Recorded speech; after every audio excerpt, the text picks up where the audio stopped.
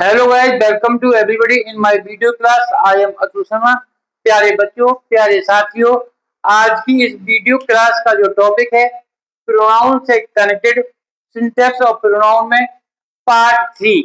प्यारे बच्चों, ये जो वीडियो क्लासेज है 9th क्लास से लेके अपर क्लासेज जितनी भी बोर्ड क्लासेज हैं या कंपटीशन के बच्चे जो कंपटीशन की तैयारी कर रहे हैं उन सभी से रिलेटेड टॉपिक आज की इस वीडियो में दिए गए हैं।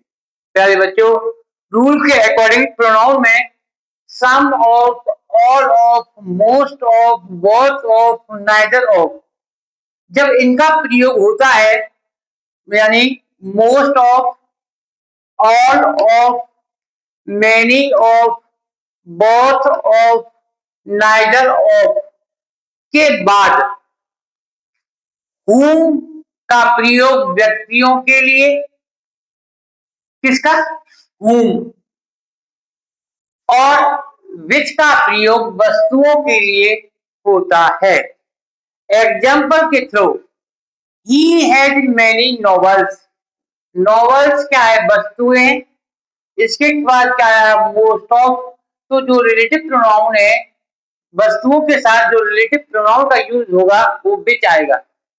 तो इस प्रकार यहाँ अदर प्रोनाउन यदि कोई दे रखा है रिलेटिव प्रोनाउन को जोड़ने के लिए तो आपको ध्यान देना है। He has many novels, most of, novels के बाद most of आया है, some of, all of, most of, many of, both of, neither of। तो आपको देखना है कि नॉवेल्स के बाद मोस्ट ऑफ आया हुआ है, वस्तु का प्रयोग हुआ है, तो यहाँ विच का प्रयोग करेंगे। सी हैज 4 अंकल्स। अंकल्स व्यक्तियों के लिए होता है। और इसके बाद ऑल ऑफ आया है, तो यहाँ जो रिलेटिव प्रोनाउन है whom, जो आर बिजनेसमैन, तो यहाँ उसके लिए whom का प्रयोग किया जाएगा, जैसा कि रूल में मैंने अभी आपको बताया है। I sent him two books. Books का प्रयोग वस्तुओं के लिए होता है। इसके बाद नाइदर ऑफ आया है, तो मैंने बताया उसके लिए जो रिलेटिव प्रोनाउन है वो विच का प्रयोग आप करोगे और व्यक्तियों के साथ whom का प्रयोग आप करोगे। ये इस रूल के अकॉर्डिंग आपको समझना है, जो कि कंपटीशन बेस में या इंटरमीडिएट क्लासेस में इस तरह का क्वेश्चन पूछा जाएगा कि वस्तुओं के बाद most of, all of, both of, इस प्रकार का यदि कोई वर्ड आया है तो वहां पर वस्तुओं के साथ विच का प्रयोग और व्यक्तियों के साथ whom का प्रयोग करते हैं। नेक्स्ट रूल में बट का प्रयोग दैट नॉट या हु नॉट के अर्थ में नेगेटिव वाक्यों में ही होता है। As a example, there is no writer. ये सेंटेंस नो से आया है। There is no writer but का प्रयोग है, क्योंकि वट का प्रयोग नेगेटिव सेंस में होगा, जैसा कि इसमें समझाया है।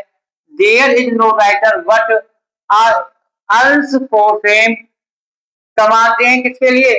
ख्याति के लिए, प्रसिद्धि के लिए। देयर इज नो रोज, ये नेगेटिव वर्ड में बट आकर हैज सम थॉर्न्स। बच्चों, नेक्स्ट रूल में वस्तुओं के लिए दैट की अपेक्षा विच ज्यादा अच्छा रहता है, आपको ध्यान देना है। As example, the picture which I saw yesterday was quite good. Picture वस्तुओं के लिए, यहाँ पर ये नहीं है कि डेट का प्रयोग नहीं हो सकता, लेकिन विच का प्रयोग वस्तुओं के लिए ज्यादा सुटेबल है, अच्छा माना जाता है स्पीकिंग स्पोकन में। The picture I saw yesterday was quite good. जब हम स्पोकन कर रहे हैं तब हम विच का यूज नहीं करेंगे, तब भी स्पोकन में चलेगा, लेकिन प्रोनाउन को जोड़ने के लिए बीच में जो, जिसे आई सॉ यस्टरडे मैंने देखा, जिसको मैंने कल देखा, वाज क्वाइट गुड बिल्कुल ठीक थी, तो पिक्चर वस्तु आदि के लिए यहाँ पर डेट की अपेक्षा विच को अच्छा ज्यादा माना जाता है। नेक्स्ट रूल में सच तथा एज के बाद हमेशा एज का ही प्रयोग होता है। टॉपिक मोस्ट है, इंपोर्टेंट है बोर्ड क्लास के लिए, इंटरमीडिएट में। बच्चों, this is not such a good city.